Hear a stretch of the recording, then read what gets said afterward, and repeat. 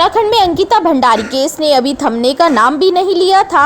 वहीं इसी से मिलता जुलता एक और मामला उत्तराखंड के उत्तरकाशी जिले से सामने आ रहा है। गांव पोस्ट ऑफिस धौंतरी पट्टी गाजना तहसील डुंडा जिला उत्तरकाशी का निवासी है। उनके पिता लक्ष्मण सिंह ने बताया कि केदार सिंह भंडारी घर से सेना में भर्ती होने के लिए कोट द्वार के लिए निकला था, जहां पर भर्ती की प्रक्रिया 20/8/2022 को थी। उनका पुत्र 21/8/2022 को दिन में लगभग 1:30 बजे कोटद्वार से वापस होटल लिली जेवी जेजे एसोसिएट तपोवन लक्ष्मण झूला टिहरी गढ़वाल में आकर अपने साथी के साथ रुक गया था। शायद लगभग 8:52 पर बड़े पुत्र गंभीर सिंह की बात छोटे पुत्र केदार सिंह से हुई थी, जिसमें उसने बताया कि वह दोस्तों के साथ घूमने गया है और वह ठीक है, लेकिन फिर बाद में केदार सिंह से संपर्क साधा गया तो उसका नंबर बंद आया, जिसकी बड़े पुत्र ने मुझे सूचना दी और वह तपोवन के लिए चला गया। वहां पर लगभग 10:30 बजे रात को पहुंचा तो तपोवन पुलिस चौकी वालों ने बताया कि यहाँ केदार नाम का कोई लड़का बंद नहीं है। इसके बाद से लगभग 7:27 शाम पर लक्ष्मण सिंह के फोन पर सूचना दी गई थी कि थाना लक्ष्मण झूला पौड़ी गढ़वाल से संतोष सिंह कुंवर बोल रहा हूँ, आपका लड़का केदार गंगा नदी में कूद गया है। वहीं पुलिस वालों ने कहा कि हमने गोताखोर लगाए हैं मगर कुछ पता नहीं चल रहा है।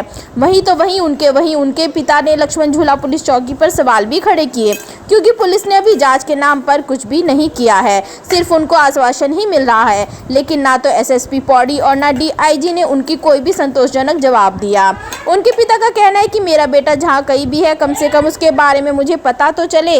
उसको पुलिस चौकी में बंद रखा गया, यहाँ उसको कहीं और भेज दिया गया, इस बारे में अभी कोई भी जानकारी नहीं मिल पा रही है।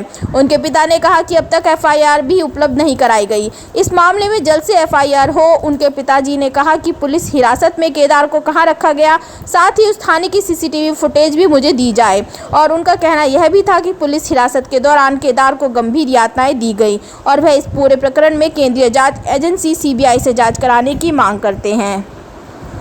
तो कुछ तथ्य है जिनके ऊपर जाना ज़रूरी है, क्योंकि एक बच्चा अग्निवीर बनने के लिए निकला, उसको पुलिस ने चोर बता दिया और फिर कहा कि उसने आत्महत्या कर ली।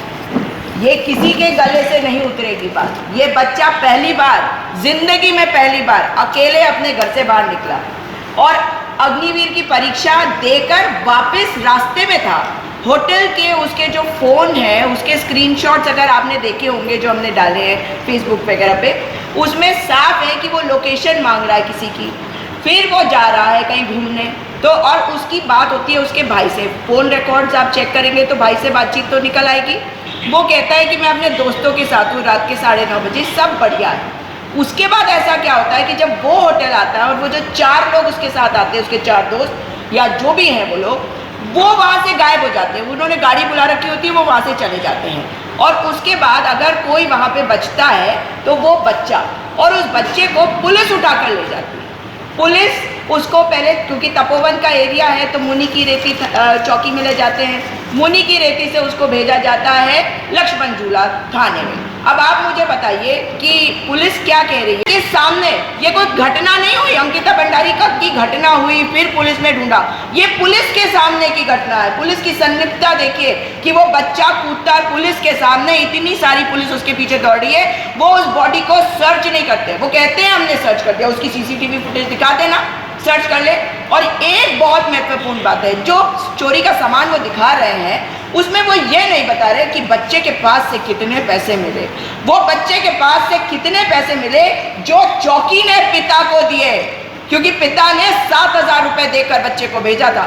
और चौकी, मुनि की रेती चौकी ने कितने पैसे दिए, मैं जानबूझ के वो अमाउंट नहीं बता रही हूँ, क्योंकि ये पुलिस को बताना होगा। वो फोन जो एक एविडेंस है वो भी पिता के पास है, वो भी मुनि की रेती चौकी ने दिया। तो आपके पास वो थैला तो आ गया जो आपने जब्त किया, जिसमें चोरी का सामान बता रहे हैं। परमार्थ निकेतन बिना किसी लिखित तहरीर के आपको कंप्लेंट करता, आप बच्चे को उठा लेते हैं। कितने बड़े लोग हैं भाई परमार्थ निकेतन वाले हैं, लेकिन एक गरीब का बच्चा जो है वो इंसान नहीं है, उसके माता पिता इंसान नहीं है। अब आप देखिए कि सीसीटीवी फुटेज ये वो नहीं दिखा पा रहे कि सर में बैठाया गया, क्योंकि हमारे पास कोई लिखित कंप्लेंट नहीं थी। तो लिखित कंप्लेंट नहीं थी तो आपने उसको हिरासत में लिया कैसे? ये इलीगल डिटेंशन नहीं हुआ, लीगली बताइए ना आप मुझे। इलीगल डिटेंशन किया पुलिस ने। उसके बाद जो बातें, कितनी झूठी बातें एसएसपी महोदय बता रहे हैं, उनकी रिपोर्ट में तो डीजीपी महोदय ने खुद विश्वास नहीं किया, आप लोगों के सामने है। तभी तो डीआईजी को कहा कि भैया इसमें दोबारा से इन्वेस्टिगेशन करो। मगर 22 अगस्त से आज हो गए हैं 4 अक्टूबर, सो रही थी पुलिस। बॉडी की पुलिस एक बाइट डालती है, अपने एक स्टेटमेंट है एसएसपी चौहान का, और उसके ऊपर लिखती है कि कोई भ्रामक खबर इस विषय में ना डाले। तो तुम सो रहे थे इतने दिन से, अब तक क्यों नहीं बताया जनता को कि कहाँ गया वो बच्चा? क्योंकि ये गरीब परिवार का बच्चा है तो उसको मौत के मुंह में धकेल दिया। पुलिस क्या कहती है, शर्म नहीं आती उनको? वो कहते हैं कि ये बच्चा सीसीटीवी फुटेज में दिखाई देता है दौड़ते हुए, उसके पीछे पुलिस दौड़ते हुए दिखाई देता है। यही है विरोधाभास। जब वो बच्चा पीआरडी जवान के साथ बैठा था, अकेले दौड़ा होगा तो पीछे पुलिस एक इकलौती होमगार्ड दौड़ेगा ना, तो इतनी सारी पुलिस क्यों दौड़ते हुए दिखाई दे रही है? यानी कि आप टॉर्चर कर रहे थे। वो बच्चा कह रहा था मुझे छोड़ दो, मेरे को मत मारो, मत पीटो, यही तो हो रहा होगा।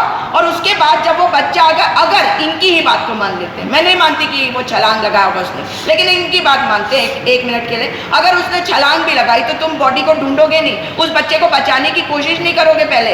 यानी कि तुम समझ गए थे कि उस पर इतने घाव लगे हुए हैं कि अगर तुमने बचा दिया तो पोस्टमार्टम रिपोर्ट में सब कुछ आ जाएगी। उसके बाद एक बॉडी को भी दिखाया जाता है परिवार को। अब कौन सी बॉडी? आप खुद आपके सामने है कि एसएसपी महोदय ने कहा है कि बॉडी रिकवर नहीं हुई। आपको भी पता है कि अगर आप लोगों ने इस मुद्दे को नहीं उठाया होता अंकिता भंडारी के, तो उसकी बॉडी भी नहीं मिली।